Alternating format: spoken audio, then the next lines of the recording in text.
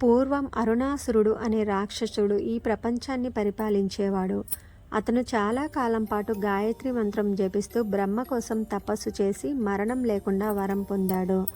వరం ప్రభావంతో భయపడిన దేవతలు ఆదిశక్తిని ప్రార్థించారు. అమ్మవారు ప్రత్యక్షమై అరుణాసురుడు తన భక్తుడని, గాయత్రి మంత్రం జపిస్తున్నంతసేపు అతన్ని ఎవరూ ఏమీ చేయలేరని చెప్తుంది. తర్వాత పథకం ప్రకారం దేవతల గురువు అయిన బృహస్పతిని అరుణాసురుని దగ్గరకు పంపిస్తారు. అరుణాసురుడు దేవగురువు బృహస్పతి రాక గురించి ఆశ్చర్యం వ్యక్తపరచగా, బృహస్పతి అందుకు సమాధానంగా, ఇద్దరం ఒకే అమ్మవారిని గాయత్రి మంత్రంతో పూజ చేస్తున్నామని, కాబట్టి ఈ రాకలో వింత ఏమీ లేదని చెబుతాడు. అందుకు అరుణాసురుడు, దేవతలు పూజ చేసే అమ్మవారిని నేను ఎందుకు పూజ చేయాలి అని అహంకరించి గాయత్రి మంత్ర జపాన్ని మానేస్తాడు. దానికి కోపించిన ఆదిశక్తి భ్రమర రూపం ధరించి అసంఖ్యాకంగా భ్రమరాలను సృష్టిస్తుంది.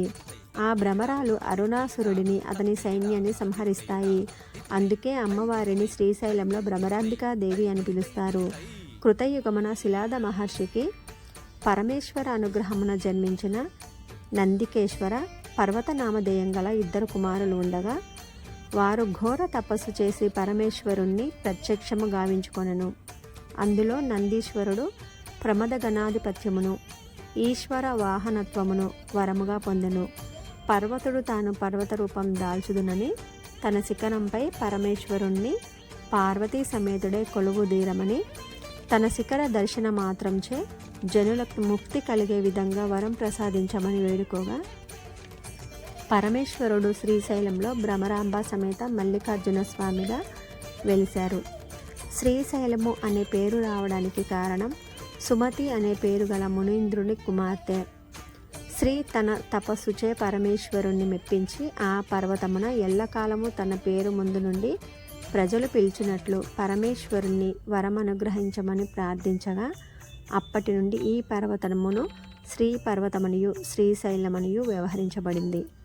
స్వామికి మల్లికార్జునుడు అని పేరు కలుగుటకు కారణం, శ్రీశైలం సమీపంలోని మల్లికాపుర మహారాజుకు చంద్రగుప్తుడు శత్రు విజేతయే స్వదేశానికి 12 సంవత్సరాలకు తిరిగి వచ్చి అపురూప సౌందర్యవతి అయిన తన కుమార్తె చంద్రావతిని కామించెను. ఎవరెన్ని విధముల చెప్పినా వినక కామాంధుడే అనుచితంగా ప్రవర్తించగా, ఆమె శ్రీశైలమున కేగి శివుని మల్లికా కుసుమాలతో పూజించి ప్రత్యక్షం గావించుకొనెను. తన తండ్రిని శిక్షించి మల్లికార్జున నామంచే పరమేశ్వరుని సుప్రసిద్ధుణ్ణి కావలెనని వేడుకుంది. ఆమె కోరిక మేరకు శివయ్య లింగ రూపమున భ్రమరము అనగా తుమ్మెద, భ్రమర రూపం దాల్చిన తల్లి గనుక భ్రమరాంబికా దేవిగా శ్రీశైలంలో కొలువుదీరి ప్రజల చేత పూజలు అందుకుంటున్నారు. చంద్రగుప్తుడు పచ్చబండగా మారి పాతాళ గంగలో పడటం వల్ల ఆ నీరు పచ్చగా మారడం జరిగింది. శ్రీశైలానికి శ్రీగిరి, శ్రీపర్వతం, శ్రీ కైలాసము, శ్రీశైలం మొదలగు పేర్లు ఉన్నాయి.